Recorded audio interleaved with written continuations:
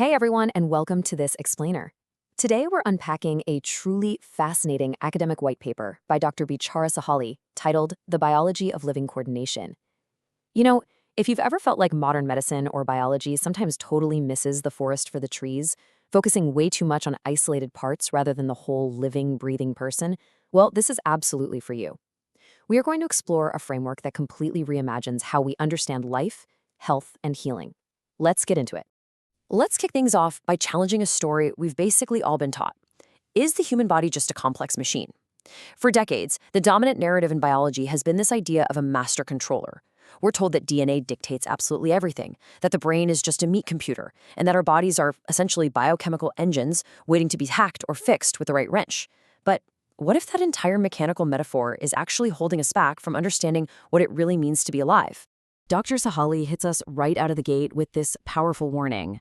Life should not be reduced too quickly to genes. The organism does not belong to our framework. Our framework must remain answerable to the organism. And honestly, that's a crucial pause for us. Because when we reduce life to mere mechanisms or just a bunch of biological data points on a chart, we miss the bigger picture.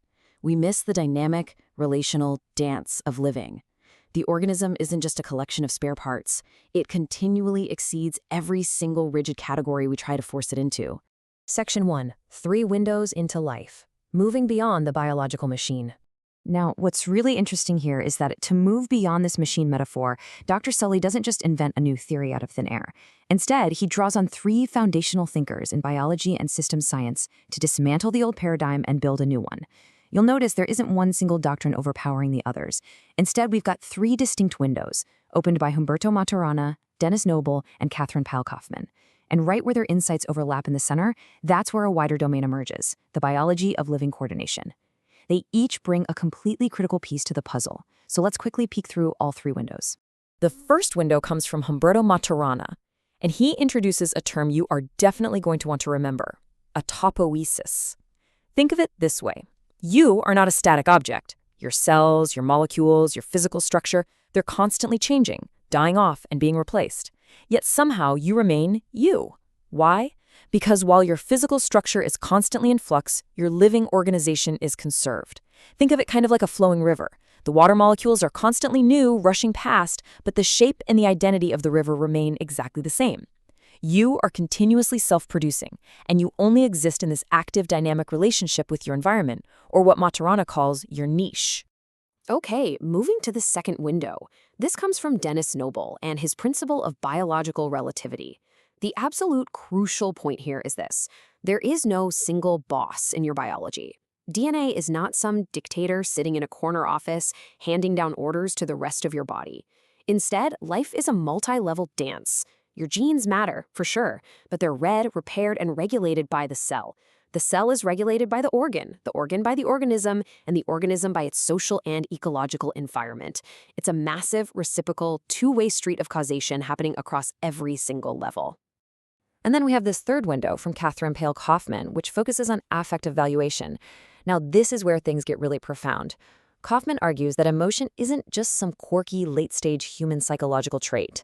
No, it is an ancient, fundamental biological compass. From the simplest organisms right up to us, living things evaluate what actually matters to them. Even a tiny single-celled organism knows to swim away from the bad stuff, right? We literally feel our way through survival. We move toward what's beneficial, like pleasure and safety, and we pull away from what's harmful. Emotion is, quite literally, how biology navigates the world. Section 2. The 5 core domains. A life-coherent science of organism-medium living. Okay, let's dive into this. When you synthesize autopoiesis, biological relativity, and affective valuation, you get the actual foundation of Dr. Sahely's framework. Bringing these 3 brilliant thinkers together gives us a comprehensive, life-coherent science. Notice how these 5 core domains are not arranged in a strict hierarchy with a top and a bottom. Not at all. They're arranged in a circle, constantly mutually implying and reinforcing one another. No single domain is sovereign or more important than the rest. To truly wrap your head around a living system, you have to look at how all 5 of these interact at the exact same time. Let's do a brisk walk through what these 5 actually are. First, living constitution. This simply asks what must be conserved for you to stay alive. Second, organism-medium coupling. This is where living actually happens, that continuous back-and-forth interaction between you and your environment. Third, multi-level causal realization. This is how living is enacted physiologically, all the way from your microscopic cells up to your whole body. Fourth, affective valuation and emotioning. How you feel what matters and organize your actions based on that. And fifth, observer distinction making. How the labels and explanations we invent, like medical diagnoses, actually end up guiding our actions and impacting the living system itself. I actually want to pause and zoom in on that fourth domain, emotioning, because it completely reframes how we look at psychology and physiology. Emotioning is not just something happening invisibly inside your head. It's the literal bridge between the organism and its medium. It is a whole body state. We're talking about your immune readiness, your metabolic allocation, your autonomic tone, and your environment all wrapped into one. It literally dictates what actions are even possible for you in any given moment. This basically boils down to a dual self-regulatory logic. On the one hand, we have preservation. When your biological compass senses a threat, your emotioning shifts immediately into avoidance, protection, and withdrawal. Your physiology is literally bracing for impact. On the other hand, we have development. When you sense safety and invitation, you naturally move toward approach, exploration, and bonding. Take a second and just think about your own environment right now. Think about your workplace, your relationships, your daily commute. Is your personal niche constantly forcing your biology into a stressed state of preservation, or is it giving you the space for development? Section 3. Rethinking Health and Disease. From Static States to Coordinated Movement. So what does this all mean? Well, if life is this dynamic, feeling, multi-level coordination, then our definitions of health and disease need a massive, massive upgrade. Traditionally, we look at health as a static state. It's just the absence of disease, or hitting those normal numbers on your lab values. But under this living coordination framework, health is the capacity for coherent transition. It's coordinated movement. A healthy organism isn't one that just never gets stressed or inflamed or scared. A healthy organism is one that can mount a massive inflammatory response to fight off an infection, and then, and this is the absolutely crucial part, transition out of it to complete the repair. Health is the ability to move fluidly through the necessary phases of living. Which means, logically, we have to completely flip how we look at disease. It's not just a molecular defect or some statistical anomaly in a chart. Disease is a discoordination. It is a blocked transition. It happens when your organism gets locked into a state, like chronic inflammation or chronic preservation mode, and totally loses its capacity to adapt with its medium. Now, this lock could be triggered by a genetic mutation, sure, but it could just as easily be triggered by an environmental toxin, a sudden trauma, or a relentless ongoing social threat. So if disease is a blocked transition, then healing is not just mechanically swapping out a broken part, like a mechanic fixing a car. Healing is recovering movement. It's about creating the exact conditions that allow the organism to finally complete its repair, to let go of its defensive posture, and to restore its relationship with its environment. It's about helping living movement become possible again, rather than just slapping a Band-Aid on the symptoms and calling it a day. Section 4. The Art of Non-Forcing. A new posture for care and participation. So how do we actually use this paradigm shift in the real world? How should clinicians, public health officials, or even just you and me act within this incredibly complex web of living coordination? Well, Dr. Sahely introduces the concept of Wu-wei. Now, applied to biology, Wu-wei definitely does not mean inaction or just being passive. Let's be clear, if you have a raging acute infection, you still take the antibiotics.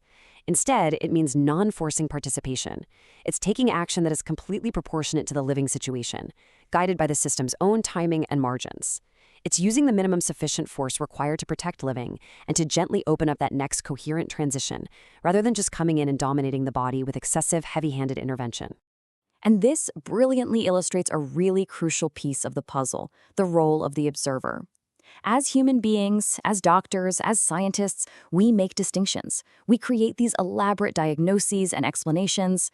But a diagnosis isn't just a neutral, harmless label. It actually initiates action, which then has real-world consequences for the living system, which must then correct our original explanations. Our medical and scientific frameworks absolutely have to remain humble. They must always, always remain answerable to the living reality of the organism in front of us. You know, this means that care itself is literally a biological intervention. Just the words a doctor uses can alter a patient's biological niche. A harsh diagnosis, if it's delivered poorly, can instantly throw a patient's entire physiology into a state of severe threat and preservation.